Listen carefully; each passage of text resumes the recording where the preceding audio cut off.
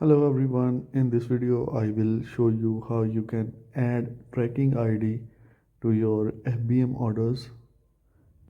All you need to go to your unshipped orders and then click on confirm shipment.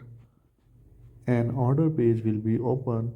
At the bottom of this page you will see tracking information. Go to carrier and select the relevant carrier from where you buy the tracking ID. In my case, it is Hermas.